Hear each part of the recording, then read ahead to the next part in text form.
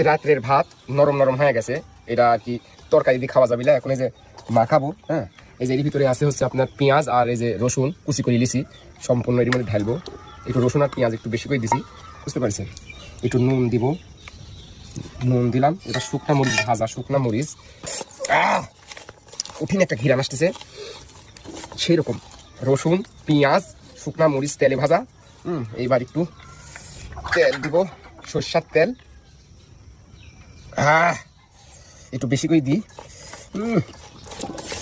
একবারে সেরকম বানাই ফেলা দিলাম।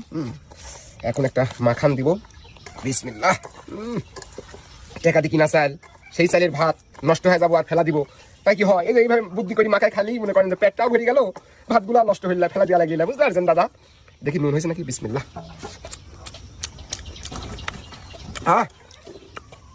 সব কিছু পারফেক্ট হয়েছে দাদা, কি স্বাদ হয়েছে মাখানি ভাত।